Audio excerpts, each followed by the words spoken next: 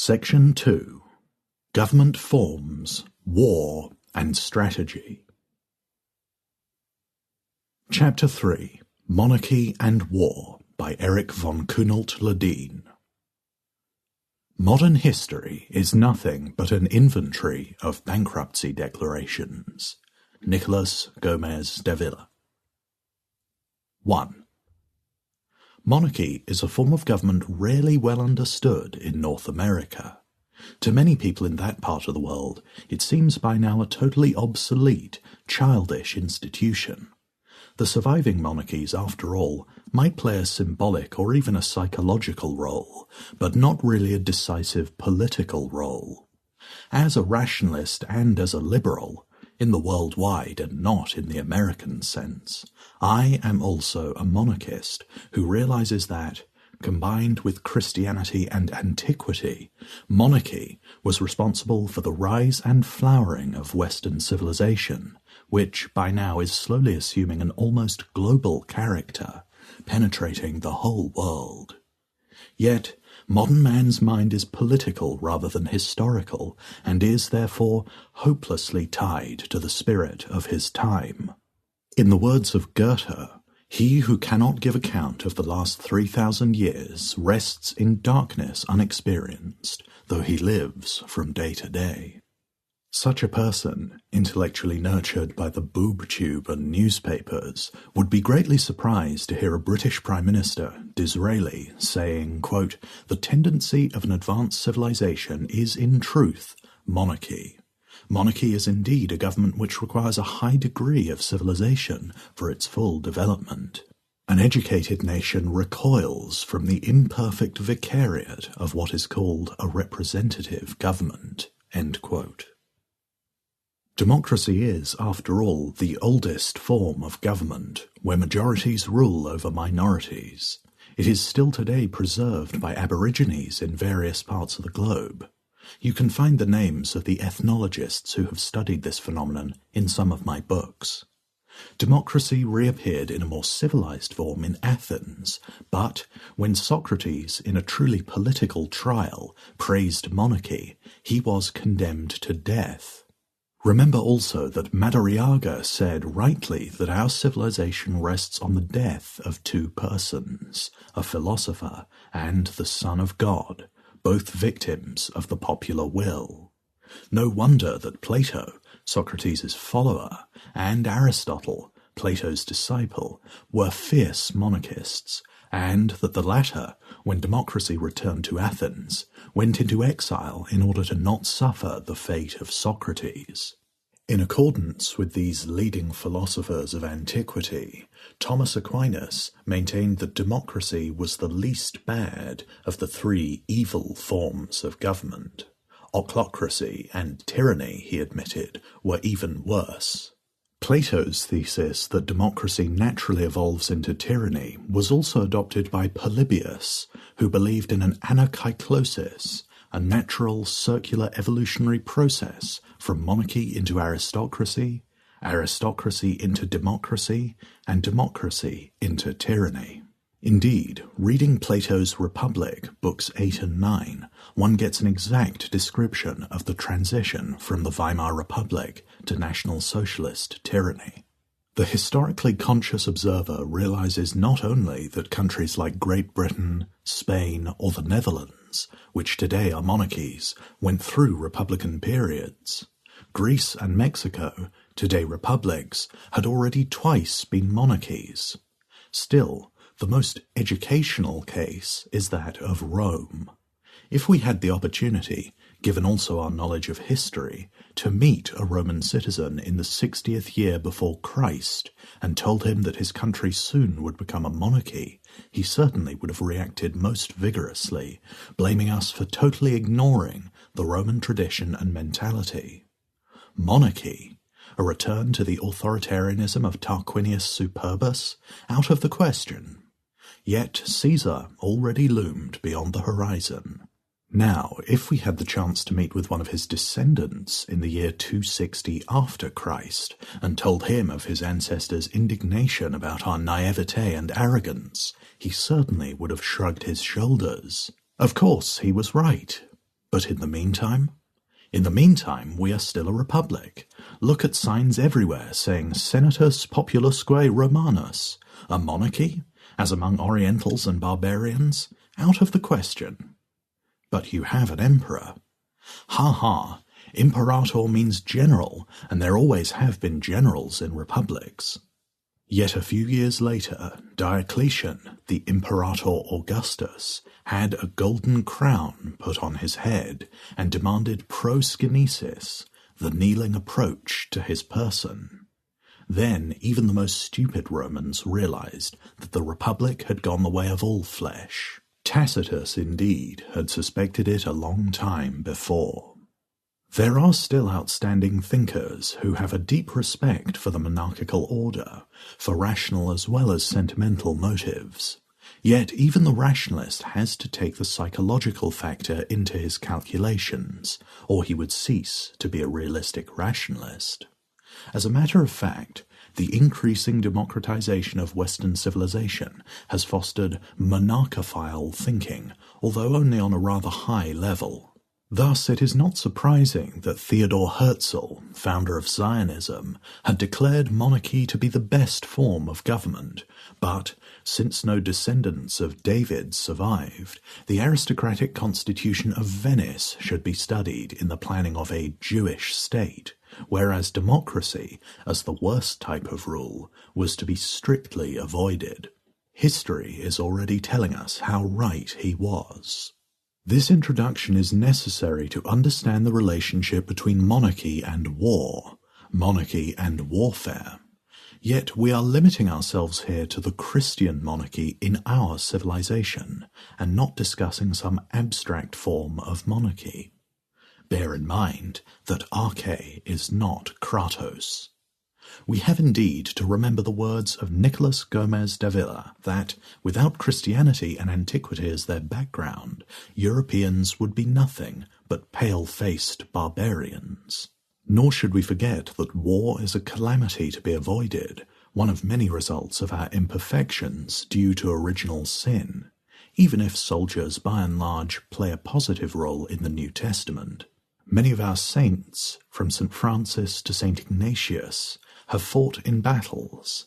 Still, eliminating or at least limiting war should be one of the goals to be achieved historically, in our time or in the future.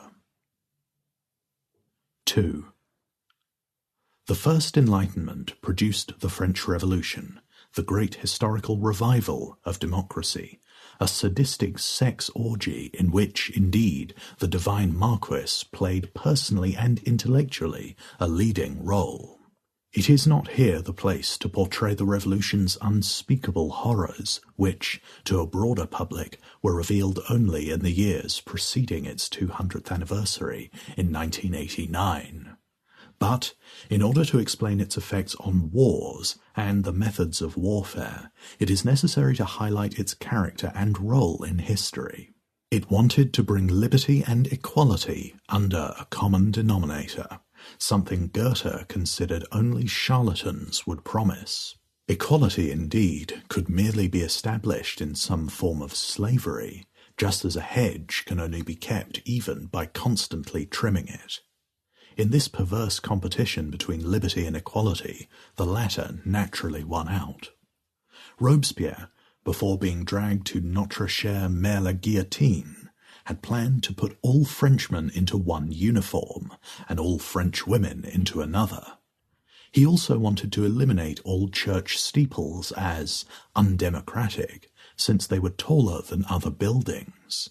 The revival of democracy from antiquity, with its ideal of equality, was closely connected with nationalism, a term understood by most Europeans as what in America might be called ethnicism, not to be confused with racism, which is not a linguistic cultural, but a biological concept. The basic drive we are alluding to is the craving for sameness, the twin of equality. Whatever is the same is also equal, but not the other way around. Differences, after 1789, became suspect and were to be rejected, eradicated. The traditional outlook of our culture, indeed, was vertical.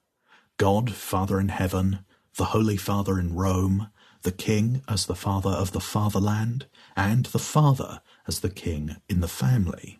In the lands of the Reformation, the monarch, not the Pope, was head of the church. Connected with the fathers figured the mothers, from the Regina Coeli down to the queens and the various matriarchs. The new order now was increasingly flattened out until it became horizontal. Of course, not the people as such could rule, but the majority over the minority, and numbers assumed immense importance. Even truth became a matter of majorities, and the bigger the majority, the truer the right answer. The ideal was the consent, the affirmation by the majority, finally achieving almost a totality. Hence also the totalitarian root of democracy, which stands for the politicization of the entire people. Even the children, although not voting, are now educated in that direction. It is obvious that the new order could tolerate no estates, and soon the demand rose to eliminate social differences based on wealth and income, rather than only on birth. For this development, one did not have to wait for Karl Marx. In 1794, the popular ire also turned against the rich, and some already were guillotined just for that reason. Needless to say, the new horizontalism also conflicted with the Christian tradition, which emphatically does not stand for equality. In the French schoolbooks, one can read, "The terror was terrible but grand," which, in view of our bottomless human stupidity, one nice day one might even say about German national and Russian international socialism. Most of our contemporaries assume that the victims of the guillotine were largely degenerate aristocrats, and that the final benefits of the revolution were greater than the damages or losses the French suffered. Yet, only a few years before the celebration of its 200th anniversary in 1989, a flood of well-documented books came out which tore the mask away from the face of that godless event. Already in 1986, the French deputy Bernard Antony warned the European Parliament in Strasbourg not to celebrate 1789, since it had bred national and international socialism. About that time came the revelations of François Furet, Simon Schama, and above all, Reynald Secher, for whose terrifying volume Professor Jean Mayer wrote in his preface that the worst and most nauseating atrocities could not even be mentioned. We are told that in this sadistic sex orgy, pregnant women were squeezed out in fruit and wine presses, mothers and their children were slowly roasted to death in bakers' ovens, and women's genitals were filled with gunpowder and brought to explosion. We cannot continue to dwell on these unspeakable horrors, and should not be surprised that Sade was invoked, in whose pornographic writings long passages are devoted to philosophical and anti-religious reflections. The infamies and cruelties of the French Revolution were of such a low nature that the national and international socialists appear in comparison to these democrats as sheer humanitarians. In the number of victims, however, they could not beat them, since the world has technically progressed after 1789 and now offers greater possibilities for mass murder.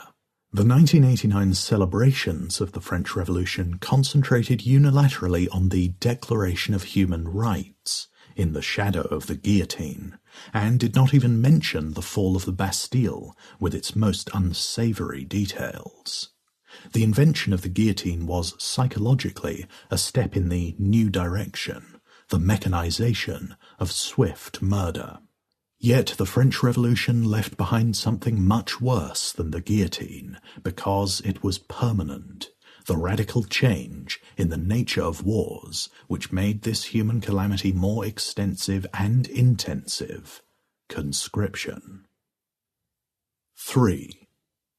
The social pyramid in this new horizontalism was now upturned, and quantity, not quality, had its day, for everybody had the same rights, a truly microscopic share in decisions, effective only if it contributed to a majority, and also the same obligations. One could vote for a representative, but in turn, a male had the duty to defend his country, or to participate in its aggressions, which might mean drudgery in barracks, captivity, wounds, mutilation, or even death. Indeed, a very bad deal. The draftee almost ceased to be a real person, and he was dragged out of his privacy and became an individual, a term which really means only the last indivisible part of a collective whole. Hippolyte Taine describes the results of this return to the stage of primitive tribes with these ringing words, taken from his Origine de la France contemporaine. Quote, "One puts in the hands of each adult a ballot, but on the back of each soldier a knapsack. With what promises of massacre and bankruptcy for the 20th century, with what exasperation of ill will and distrust, with what loss of wholesome effort, by what a perversion of productive discoveries, accompanied by what an improvement in the means of destruction, by what recoil toward the inferior and unhealthy forms of the old combative societies, by what a backward step toward egoistic and brutal instincts, toward the sentiments, manners, and morality of ancient cities and barbaric tribes we know all too well." End quote. One of the most immediate and degrading consequences of the general military service in the time of war was the indoctrination of the draftee. They were, in their vast majority, innocent and largely even unwilling civilians, whose enthusiasm for fighting and killing was very limited. So they were taught to hate the enemy, degraded to the impersonation of wickedness, ugliness, and devoid of all virtue. This had been different in previous ages, when soldiers were men, gentlemen as well as ruffians, who loved to fight and offered their services to anybody who led and paid them well. Prince Eugene of Savoy had vainly offered his services to France, but ended up as the glorious military hero of the Habsburgs. The same happened finally to Baron Gideon Lawdon, born in Livonia, but of Scottish origin, whose father was an officer in the Swedish services. Lawdon, however, served first in the Russian army, then offered his experience to Frederick II of Prussia.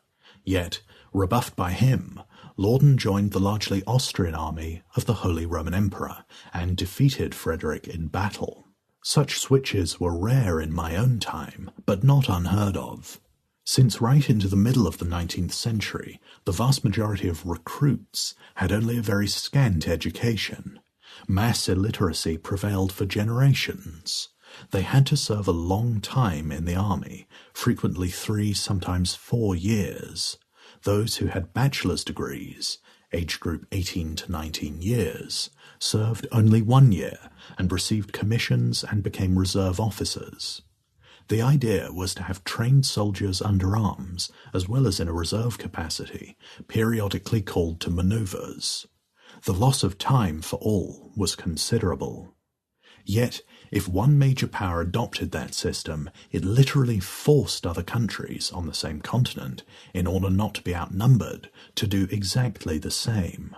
And, since the European monarchies in Europe had painfully experienced the numerical superiority of the French armies in the Napoleonic Wars, as constitutional monarchies were drifting into the democratic cauldron, they too were now victims of a phenomenon called militarism, resulting in the armed horde.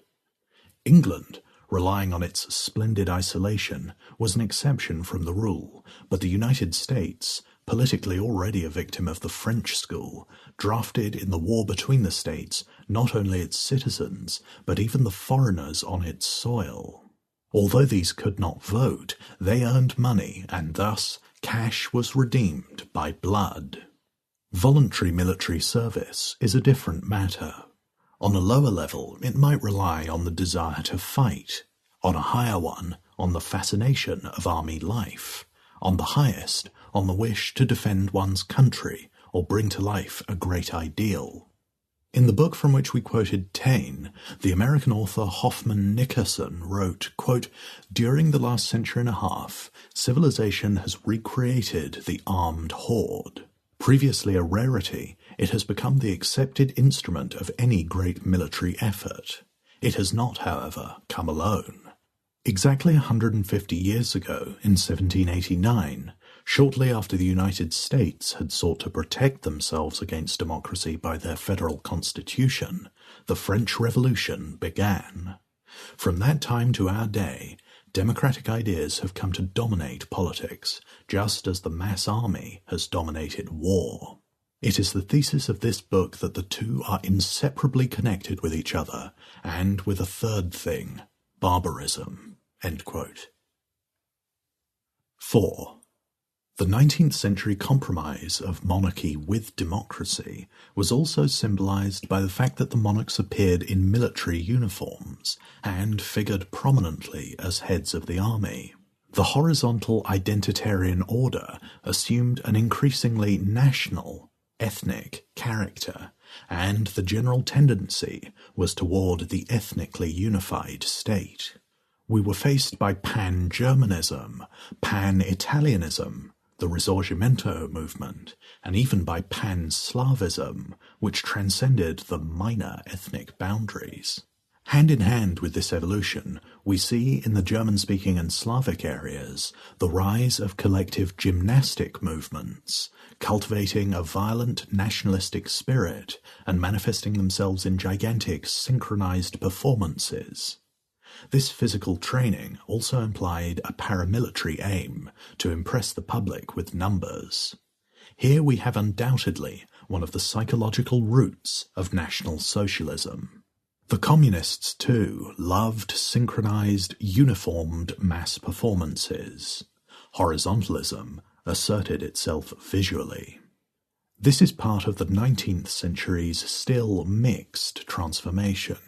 Needless to say that the new ideal, the ethnically uniform state, is more in harmony with militarization than the ethnically mixed state, and also for the development of parliamentary institutions. Mark Twain has given us an account of parliamentary life in Vienna, and John Stuart Mill has insisted that democracy is problematic in a multilingual state. No wonder, since totalitarian institutions need linguistic uniformity. Added to this is the fact that the ethnic majority, through its party or parties, seeks to rule democratically, but not in a liberal way, over the minorities. Multilinguality in a parliament as well as in an army creates enormous difficulties. Hence also the hostility of the French Revolution toward the use of non-French languages in the Republic. The rise of democracy and of ethnic nationalism went in synchro mesh. These two horizontal mass movements easily combined in the name of the demos. It is significant that the armed forces of the Red German Democratic Republic were the conscripted and ideologically drilled National Volksarmee, the National People's Army, in whose name the term people appears in two forms. Yet when the monarchist nobleman Charles de Gaulle proposed to the socialist Léon Blum to transform the French army into an armée du métier, a purely professional army consisting of volunteers, his plan, as a rightist undemocratic trick, was immediately rejected.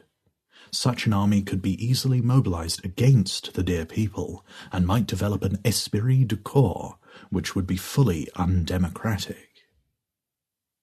5. We already spoke about the indoctrination of draftees, which, naturally, becomes very important in a time of war. An even greater evil is the fact that, since the recruits are taken from the population at large, the people itself has to be indoctrinated. In other words, made to hate the enemy collectively. For this purpose, governments invoke in modern times the support of mass media, which will inform the people about the evil of the enemy, with little to no regard to the truth. The attack will be launched in three directions, stressing the wickedness and inferiority of the hostile nation and the evil deeds committed by its armed forces, who consist of cowards, a low breed recruited from a fiendish people. In World War I, the Western Allies, being more democratic, were also more skilled in organising collective hatreds. Taking advantage of the stupidity of the masses everywhere, they could print almost anything, and even the silliest accounts were readily believed. For instance, that German soldiers cut off the hands of Belgian babies. A Dutchman, Louis Reimacher, produced in the service of the Allies incredibly nauseating etchings depicting atrocities committed by the German armies. One of the worst showed a naked French girl crucified and spat upon by bespectacled, unshaven German soldiers. Nothing like it was manufactured by the Central Powers. Georges Bonanno described in a memorable book the idiocies of French war propaganda in this period. According to Bonanno, the French were told that the German bodies on the battlefield emitted a worse stench than those of the French, and that the Germans were ridiculous cowards and did not even dare to interrupt the cosy life of the French poilus in their trenches. It was deceitful propaganda of the worst kind. Yet, during the French mutinies in 1917, whole battalions were decimated, i.e. every 10th man executed, so the war was not so entertaining or cosy at all. Naturally, World War I was no longer a cabinet war between monarchs, but already what the Germans called a Völkerkrieg, a war between nations, at least up until 1917, when the Russian monarchy fell and made America's entry politically feasible. Then it became an ideological crusade to make the world safe for democracy, as we had experienced already at the end of the 18th century, when France challenged Europe ideologically. It was interesting to see how the tensions were different on the two fronts, East and West. In the East, it was still, until 1917, a fight among three emperors, and this was the reason why the old style there somehow survived and continued on a higher level. It was still a war between gentlemen, a fact evident not only at the front, but even in the homelands. In Russia, craftsmen and tradesmen among the prisoners were often released, and, until the Bolsheviks took over, they earned money very nicely. Enemy aliens were jailed in Britain, France, Italy and Germany, but not in Austria. My family lived for half a year in an Austrian prison camp, where my father installed and ran an X-ray station, and we children loved the mostly Russian prisoners with whom we played. They taught us the Cyrillic alphabet. Then we lived nearly 2 years in Baden, near Vienna, the headquarters of the Austro-Hungarian army, where I sported a British sailor's suit with a ribbon in my cap inscribed HMS Renown. We also had a French governess, and spoke French with her in the streets. Mutatis mutandis, something of the sort would have been unthinkable in the more progressive, and therefore more debased, West. After the fall of our great fortress, Przemyśl, it was starved into surrender.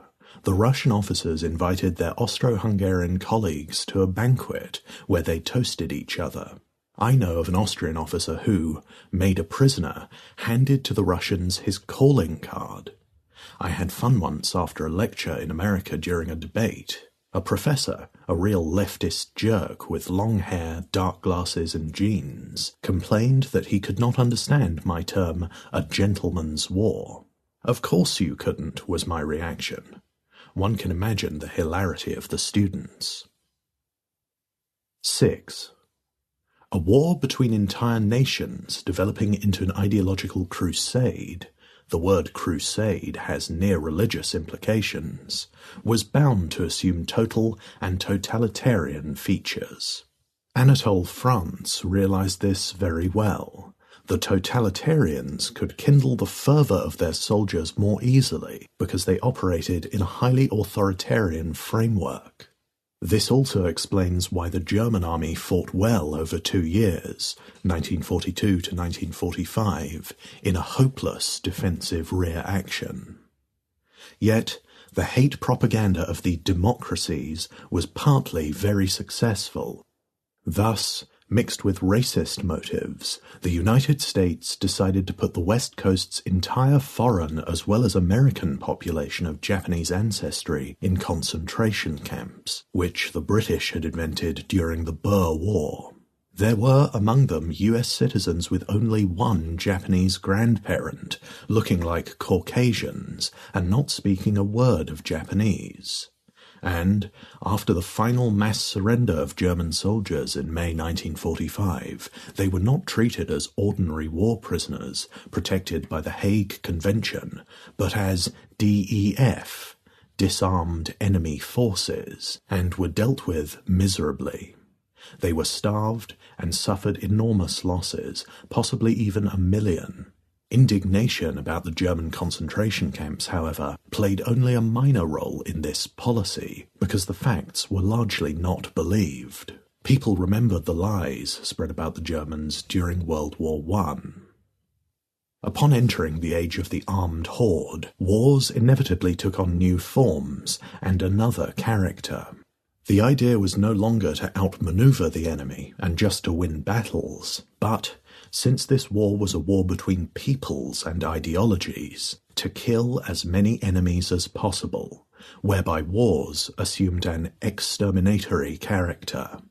The mercenaries of the past belonged to different nationalities and, once they signed up, could be employed for different reasons and operations by their employer, or even traded in to another one. He who sells himself can also be sold to somebody else.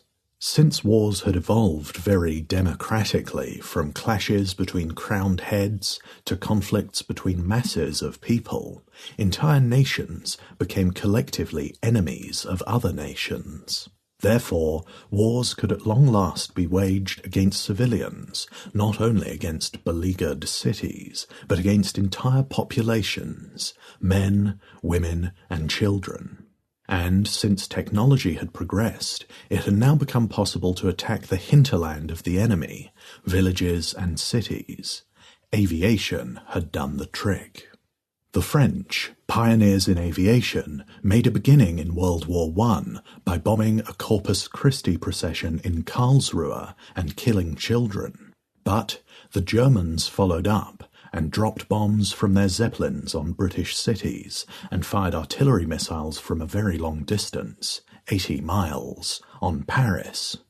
Frenchmen had to die, regardless of age and sex, and this seemed all right. Europe had fallen as low as that.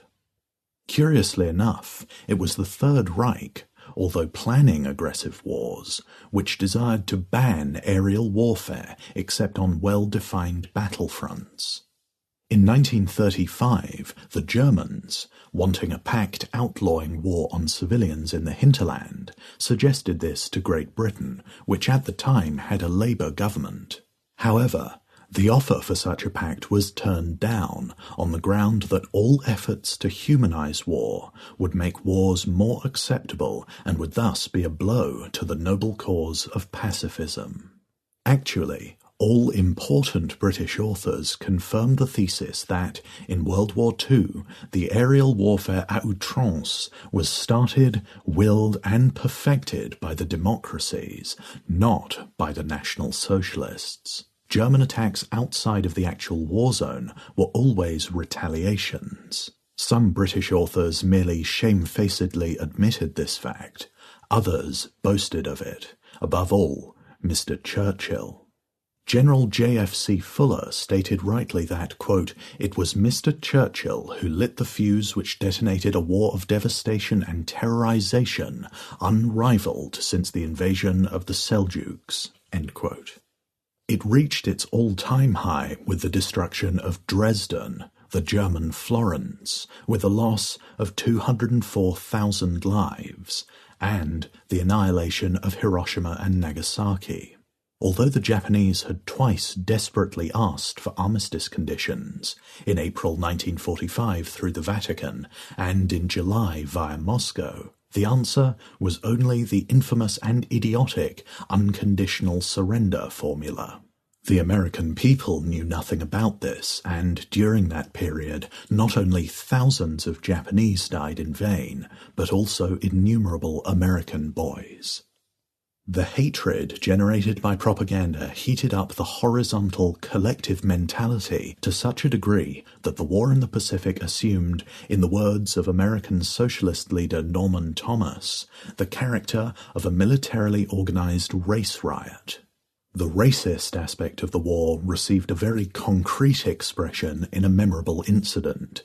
An American soldier sent President Roosevelt a paper knife made of the thigh bone of a Japanese soldier killed in action. The president wrote him a letter of thanks and expressed his hope to get more such presents. This piece of news reached the Japanese, whereupon Ken Harada, Japanese ambassador at the Vatican, decided to protest via Roman channels. The president then changed his mind and promised to give his paper knife a dignified burial. Could one imagine one of the crowned heads of Europe engaged in a similar incident? Francis Joseph using the thigh bone of a Prussian grenadier as a paper knife? Or Queen Victoria, in such a delicate way, the keybone of a Boer sharpshooter? Only a paramount chief of the Upper Ubangi might have acted similarly.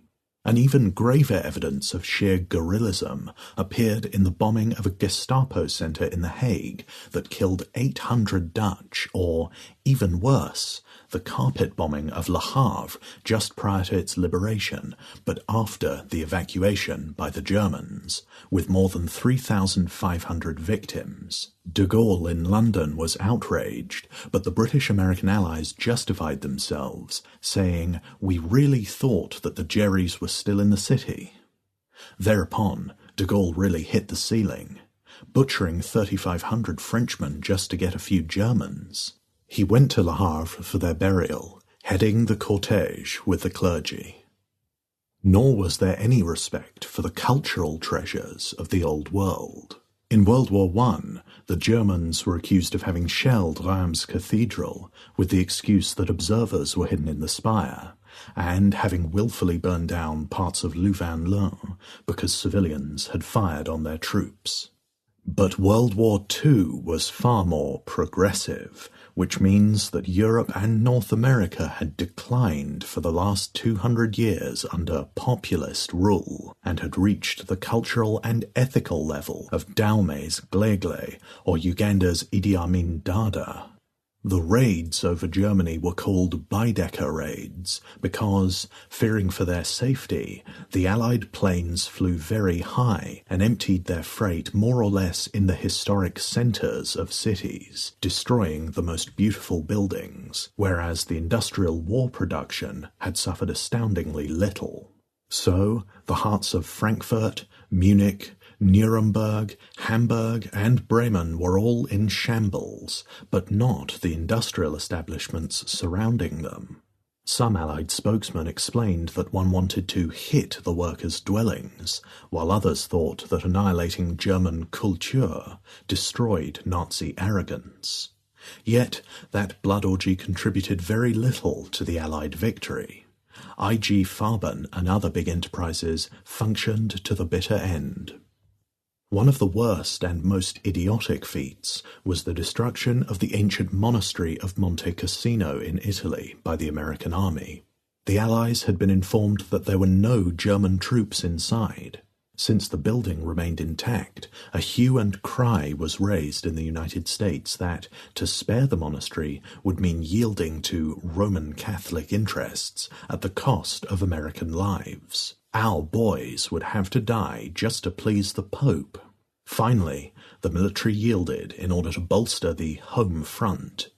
The vox populi should not be thwarted, and a political, not a military, decision was made. The old building went down in fire and ashes. Thereupon, it became safe for the Germans to occupy the ruins, whereas to defend a huge, solidly structured building under artillery fire would have been suicidal. Now the American soldiers faced an enemy much better entrenched and protected by the rocks of the destroyed abbey. No falling walls could bury them. The Allied losses became now much bigger, and so were those of the poor betrayed Poles who had to fight with them. But public opinion was satisfied. The war was fought democratically. Yet what did some of the American soldiers think of the frequently irreparable losses of architectural beauty? An officer stationed near Benevento, asked whether he had any misgivings, replied to an American journalist, "There's nothing what can be done about it. Italy is just lousy with clerical monuments." Most unfortunately, World War II had also another fatal aspect, the resistance movement, enthusiastically applauded by the public of the Western Alliance. An exception has to be made for the Polish Armia Krajowa, as well as for Jewish fighters, because the national, like the international socialists, wanted to deprive them of their upper classes, or to exterminate them altogether. With no legal armies for their defence, they had the moral right to fight in order to protect their very existence. Yet, as in other countries, the occupying army had no other means to combat these sly attackers but to take hostages and shoot them. Nations, not completely democratized, did not engage in such activities, and only too often resistors were former collaborators who, sensing that the Third Reich was a sinking ship, changed sides. Obviously, the French resistance became truly active only after the collapse of the National-International Alliance. There had been a predecessor to the civilian resistance, after France became a republic in 1870, in the form of the Franc-Tireur, entirely in keeping with the rising horizontalism. One used to have naturally no right to participate in a war without wearing the king's coat. The alternative was to sink down to the level of savages.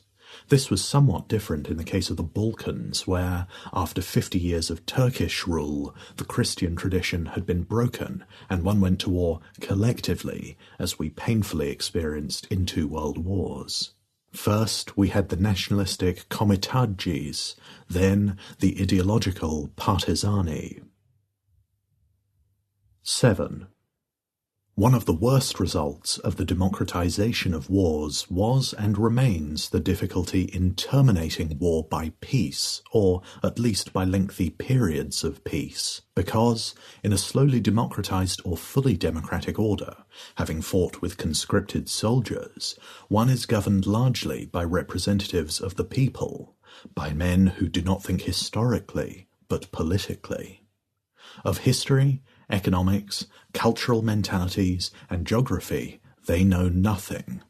Moreover, they think personally, not dynastically. What do they have primarily in mind? The weal of their grand and great-grandchildren, or the winning of the next election? The returning soldiers, too, if they have been fighting on the winning side, want to see the fruits of their sufferings, and yearn for a peace with maximum gains for their country. Mercenaries thought otherwise. They had their next job in mind. Moreover, generosity is a virtue more frequently found in the small top layers than among the masses. It takes, after all, intelligence to suspect that generosity very often pays, while egotism does not.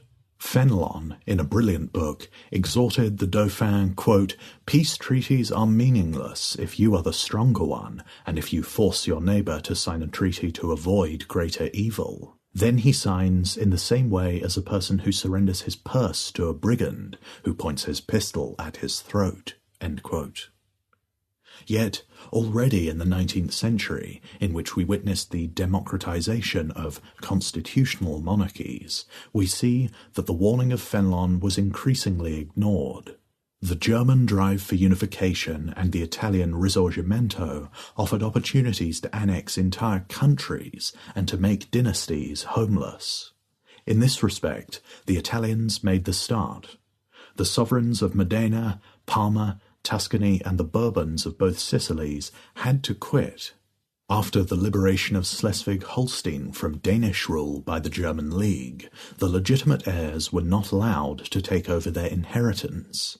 The situation was made worse by the outcome of the German-Prussian War of 1866, which ended Prussia's incorporation not only of Schleswig-Holstein, but also of Hesse-Nassau, the imperial city of Frankfurt, and, by no means last, the Kingdom of Hanover.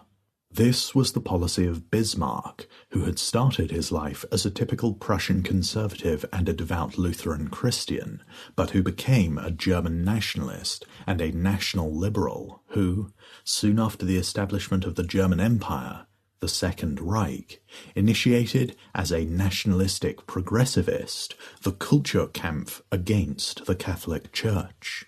Yet the real break came at the end of World War I, which, as we have said, changed from a war between nations into an ideological crusade to make the world safe for democracy. By 1900, Europe had only two democratic republics, France and Switzerland, a form of government then represented on this globe largely by South and Central American nations, enriched in 1910 and 12 by Portugal and China. The great victory of democracy in Central Europe, its triumph in Russia lasted only 7 months, and the disappearance of the three emperors created a new scene. The Democrats expected to fashion the peace democratically, i.e. by the consent of the majority of the voters in the victorious nations. Of course, if we look at the 14 points of Wilson, the defeated should have expected the principles of self-determination applied even to them, but this lovely document had merely been a bait for surrender, like the mockery of the Atlantic Charter. Since the victors were democracies, the treaties were not treaties but dictates that had to please the voters at home. Since these had been taught to hate the enemy, the dictates were in reality voted for, even if indirectly, by the agitated masses. In Britain, we had the famous khaki election, an orgy of demagoguery in which Lloyd George promised to ruin the German middle class through exorbitant reparations, to make Germany pay so that the pips squeak, and to hang the Kaiser. George F. Kennan has said very rightly that our evils nearly all go back to World War I, not to the fighting, but to the outcome. I would name 4 reasons for his thesis: the American intervention, which artificially prolonged the war and prevented a compromise peace; the combination of national combat with an ideological crusade, thus aggravating the issue; the mountainous historical, geographic, economic and psychological ignorance of the politicians who, naturally, thinking only of the elections, wanted to please the voters; and the intellectual vacuum of the dear people whose emotions had been whipped up to the nth degree. The bad taste of a Bismarck, who organised the celebrations for the establishment of the Second Reich in Versailles, was now imitated by these clowns who prepared the humiliation of the German Reich in the Mirror Hall of the same building. There, as in the far more important dictates of Saint-Germain-en-Laye and Trianon, were laid the foundations of the Third Reich and World War II, with an admirable foresight and loving care in all details. Needless to say, the Versailles Treaty did tremendous harm in Germany internally, but it hardly changed the map of Europe. It was the destruction of the Habsburg Empire that made Germany the geopolitical winner of World War I. Bordering after 1919 on only one great power, France, it was now the direct or indirect neighbour in the East of partly artificial, partly militarily indefensible states. As His Magnificence, the rector of Breslau University, Ernst Kuehnemann, pointed out in 1926, the time to take advantage of this advantageous situation would come, sooner or later. And it came. What Hitler actually inherited from these nincompoops who had dictated the Paris suburban treaties was not only an internal situation characterized by the economic uprooting of important social layers and the imposition of an unworkable form of government, but also a uniquely profitable geopolitical position due to the division of Austria-Hungary. If Hitler had had any sense of humour, he would have erected a colossal monument to Woodrow Wilson. Looking back at these happenings, John Maynard Keynes, who assisted Lloyd George at these conferences, could write that, quote, "The Carthaginian peace is not practically right and possible. The clock cannot be set back without setting up such strains in the European structure and letting loose such human and spiritual forces as, pushing beyond frontiers and races, will overwhelm not only you and your guarantees, but your institutions and the existing order of your society." End quote. Well, one of these guarantees was the League of Nations, which Compton Mackenzie called a typist's dream of the Holy Roman Empire, and which the Congress of the United States refused to join. Still, there is no doubt that general satisfaction reigned in the nations of the victors, not only among Americans, British, French, and Italians, but also among the Czechs, Romanians, and Serbs. However, intelligent Poles, seeing their country buffeted between Germany and the Soviet Union, remained sceptical. Yet history, always immensely brutal, might have said to the defeated, "Since you were disloyal to your better self, to your heritage and traditions, you will serve not emperors, but exterminators, in abject slavery, pitiless megalomaniacs who will force you back to another slaughter." And to the victors she would say, "Profiting from your huge superiority in men and wealth, you have abused your triumph, and have paid dearly not only with men, women, and children, but moreover lost your worldwide prestige and possessions." Looking back to World War I, the old democratic enthusiasm for extending the great ideals of the French Revolution reappears, even at the price of enormous bloodshed, because democracy means to simple spirits freedom from rule, from above or from outside. When a compromise peace was in the offering, the democratic idealists went up in arms. The left hand of Wilson in foreign politics, George D. Herron, preferred even a Prussian victory to a compromise peace, which to him meant aristocracy, the Ruhr barons, the Catholic Church, and the Habsburgs, and would, quote, "break God's heart." Whereas even after a triumph of the Hohenzollerns, the nations, quote, "still might awake, after a long baleful night, to cosmic intimacy and infinite knowledge." End quote. Herron was greatly admired by Wilson, who made him his go-between in Europe during the war, and thus gave him the opportunity to torpedo the Austrian peace effort in February 1918, because it would have meant the political survival of the Habsburgs. Yet, if you have conscription, the lives of soldiers are of little value. They are easily replaceable. The same holds true for the rebuff suffered by the secret German right before the outbreak of World War II, the Halder-Beck conspiracy, and then during the war of their efforts through Dr. Bell, the Bishop of Chichester, who begged in vain to get the cooperation of Winston Churchill. The Germans had to sign the treaty in Versailles because the hunger blockade worked like thumbscrews. The hope for a liberal democracy in Russia had been snuffed out by the radical Social Democrats, the so-called Bolsheviks, and thus Russia was no longer a fit partner in a League of Honor, as Wilson had greeted the rule of Alexander Kerensky. The new Russia, the socialist fatherland, had 20 years later the delightful chance to start World War II jointly with the National Socialists. Had the European monarchs ever tried to enforce monarchism either in the Second or the Third French Republic, in Brazil after the fall of the monarchy, or in Portugal in 1910?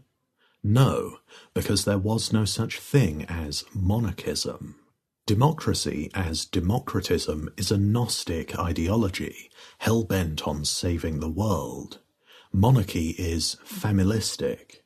The family is something natural. It needs no philosophical impulses. It represents no secular religion.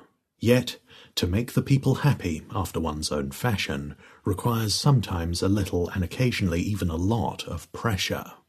In February 1914, Mr. Wilson thought that the Mexicans would be much happier if they imitated politically the United States, which in turn had imitated France. This worried Sir Edward Grey, British Foreign Minister. A curious dialogue developed between Grey and the American ambassador Walter Hines Page. The theme was the Mexican reluctance to adopt a full-fledged democracy, which the United States, after all, had fostered and abetted in Mexico even before the days they had supported Benito Juarez, the murderer of Emperor Maximilian. And such was the exchange of opinions. Grey: suppose you have to intervene, what then? Page: make 'em vote and live by their decisions. Grey: but suppose they will not so live. Page: we'll go in again and make 'em vote again. Grey: and keep this up for 200 years? Page: yes, the United States will be here for 200 years, and it can continue to shoot them for that little space till they learn to vote and rule themselves. With that unsophisticated mentality, the young democracies were forced to enjoy self-government, to rave about their new republican liberty. This wording reminds one of the Napoleonic conquerors of the Tyrol and the spirit in which the suburban Paris treaties were dictated. France had drowned Europe in blood during the 1795 to 1815 period, yet at the Congress of Vienna, its delegates were received in great honour. The language of the sessions and discussions was French, and France left the conference tables slightly enlarged. There was no cry to hang the emperor, nor was there a public whose animal craving for revenge had to be satisfied. 8. Of course, it would be naive to think that wars in the truly monarchical period of our Christian history were a pleasant pastime. Wars were not infrequent, and the discipline among the mercenaries was miserable. Occupied cities had to pay contributions, taking booty was accepted, marauding soldiers were a plague. It was only in the 18th century that wars had assumed a civilized character. The fact that the generals belonged to noble families helped greatly. They had the right upbringing, and Europe's aristocracy was internationally related, although not to the extent of the royal imperial families. In judging the character of their enemies, they certainly were never influenced by the mass media. One cannot imagine Marlborough being moved by the editorials in London's Daily Courant, as President Kennedy was by David Halberstram of the New York Times. The monarchs, however, were not only an international but also an interracial breed, a great advantage also to the nations they ruled, because it gave them a certain distance from their subjects, whom thus they could judge more objectively. In 1909, the only genuinely native sovereign dynasties in Europe were the Petrovic-Njegos in Montenegro and the Karageorgievic in Serbia, certainly not the most important or distinguished ones. The House of Saxe-Coburg-Gotha ruled in Saxe-Coburg, Great Britain, Belgium, Portugal and Bulgaria, the Holstein-Gottorps in Russia, where the real Romanovs had died out with Peter II, the Bourbons in Spain, the Alemannic Hohenzollerns in Prussia and Romania, the Sonderburg, Glücksburg or Augustenburgs in Denmark, Norway and Greece, the Nassaus in the Netherlands and in Luxembourg, the Swiss Lotharingian Habsburgs in Austria-Hungary, and the French Savoys in Italy. They all descended from Muhammad, from Charlemagne, had a drop of Jewish blood, and, looking at the motherline of Maria Theresia, one comes from Cumanian, Turk-Tartar princes. It is true that the Reformation raised a wall between the Catholic and Protestant families, but it was sometimes broken. In spite of quarrels, wars, and denominational differences even as late as 1870, the defeated Napoleon III dined as a prisoner, together with William I of Prussia and Bismarck, in Wilhelmshohe Castle, where the Prussian king addressed the Emperor of the French as Mon cher Monsieur Frère. Self-control, good manners, and generosity belonged to a monarch. Here we have to keep in mind that the interrelationship between the monarchs was tightened in the course of the centuries, but they also were not entirely immune to the influences of the historic developments after 1789. In other words, to democracy, socialism, nationalism, to horizontalist temptations. It is even doubtful whether Lloyd George alone was responsible for not saving the lives of the Russian imperial family. The British in 1917 refused to give them asylum. Monarchy had several great advantages. First of all, one could expect a monarch to be psychologically and intellectually prepared for the task. Contemplating the intellectual preparation of some leading politicians for their task, one can only throw up one's hands in horror. Often their looks and their gift of gab alone get them into office. A second asset is, or rather was, their international relationships and their lack of local ties. Number 3 is the fact that they owe their position to no party, faction, estate, interest group, or class, but only, to use the words of Bousset, to the sweet process of nature. The fourth advantage is that the monarchs had the chance to act historically. It is obvious that in democracies, where the primary problem is to win the elections, and where instability with nicely spaced changes, a sort of Punch and Judy show, is even a matter of pride, a constructive foreign policy is well nigh impossible. Monarchs were in office until they died, and left their realm to their sons or nearest relative. They could act historically, not politically, in a way without a time limit. Hence their various political testaments. This has been aptly demonstrated by Professor Hans-Hermann Hoppe in an essay which likened the democratic process to a small child wanting to get his wishes fulfilled immediately and protesting in tears if there is a delay or a negative reaction. A monarch, as members of a dynasty, can plan for the distant future, even for generations. Yet it would be most erroneous to believe that a return to monarchy, even a Christian monarchy, would solve all our problems. Remember the praise the great monarchist Charles Maurras bestowed on this form of government: the least evil, the possibility of something good. Still, a monarch as member of a dynasty can plan for the distant future, even for generations.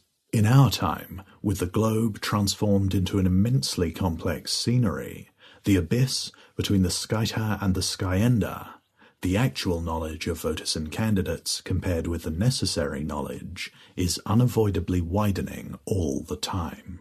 And since the required knowledge among those active or passive in the democratic process is minute, only sentiments, sympathies, antipathies, pleasing and unpleasant factors are now effective.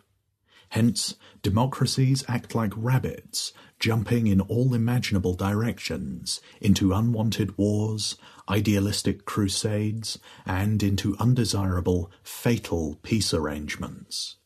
From their childhood on, monarchs were prepared for their duties. They inherited their profession as traditionally as craftsmen did in the past. The son of a tailor became a tailor, and so forth.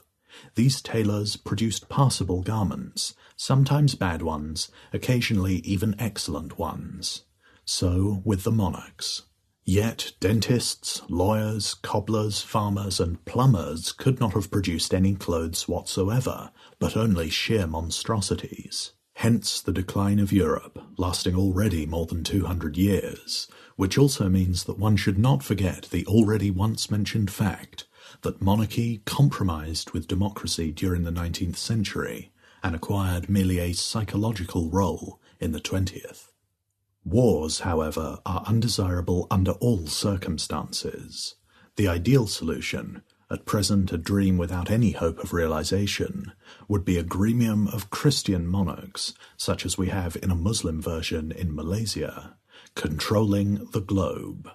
Aware of the fact that wars today, thanks to the developments of technology, chemistry, physics, and biology, have assumed a suicidal character.